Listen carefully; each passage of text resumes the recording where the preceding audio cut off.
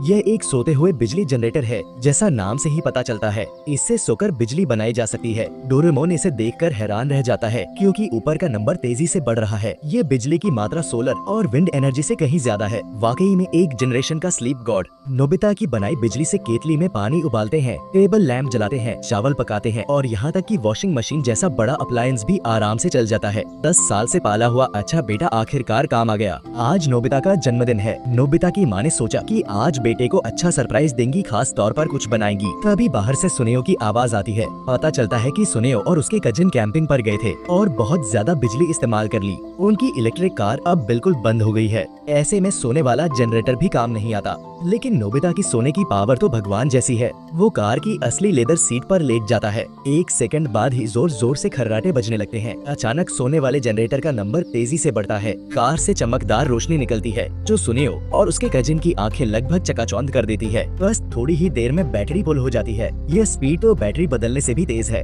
जाते जाते सुनेओ नोबिता को थैंक यू के तौर पर कुछ पैसे देता है। पैसे देखते ही नोबिता को लालच हो जाता है। वो एक बोर्ड लेकर सड़क पर खड़ा हो जाता है। सोकर बिजली बेच रहा है, लेकिन कौन खरीदेगा? क्या ये नेशनल ग्रिड का दुकान है? आखिर क्यों खरीदे तुम्हारी बनाई हुई बिजली? तभी शिजुका नोबिता को ढूंढने आती है। आज उसने खास तौर पर नोबिता के लिए कुकीज बनाई थी, लेकिन नोबिता नहीं आया। नोबिता को याद आता है। हाँ, तो वो शिजुका के घर जाता है, लेकिन वहाँ कुकीज अभी कच्ची हैं। शिजुका सोचती है कि ओवन खराब हो गया। असली वजह ये है कि बाहर मुख्य बिजली की लाइन से काला धुआं निकल रहा है। पूरे टाउन में बिजली गुल है, पंखा नहीं चल रहा, ओरिजिनल गेम भी नहीं खेल पा रहे। लेकिन शिजुका के घर में नोबिता की मानव जनरेटेड बिजली से कुकीज अच्छे से पक जाती है। सच में एक मूवेबल पावर स्टेशन। जैसे ही नोबिता शिजुका के घर से बाहर निकलता है, बाहर बहुत सारे लोग उसे घेर लेते हैं। सब बिजली खरीदने आए हैं। नोबिता सोचता है, अरे वाह, बिजनेस आ गया। वो पहले जियान के घर जाता है और बिजली बनाता है। टीवी चालू हो जाता है। जियान फिर से गेम खेल सकता है, लेकिन जैसे ही वो सुनेओ के घर जाने वाला होता है, रास्ते में ही कोई उसे रोक लेता है। ऐसा गुंडागर्दी वाला काम तो जियान के अलावा और कौन करेगा?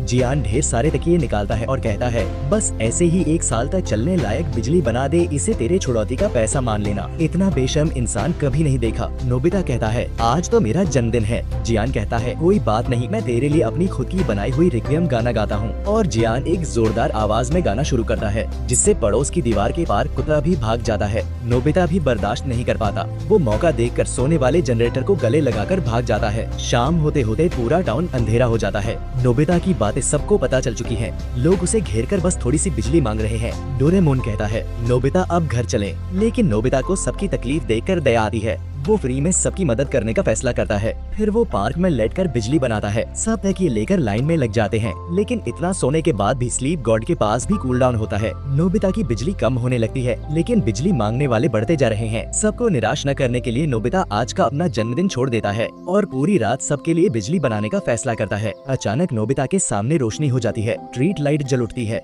बिजली वापस आ गई है। पूरा टाउन फिर से रोशन हो जाता है। सब बहुत खुश है। आखिरकार नोबिता घर जा पाता है और अपना जन्मदिन मना पाता है। आज नोबिता की माँ ने खास तौर पर 2 प्लेट फ्राइड चिकन बनाई है, जूस और स्वीट्स भी। खाते खाते अचानक चारों तरफ अंधेरा हो जाता है। नोबिता सोचता है, फिर से पावर कट। तभी माँ बर्थडे केक लेकर आती है। आज वो थोड़ी लेट हो गई थी, लेकिन नोबिता के लिए खास केक लाई है। नोबिता एक सांस में सारी मोमबत्तियाँ बुझा देता है। परिवार के साथ जन्मदिन, यह सच में बहुत खुशहाल और यादगार बन गया।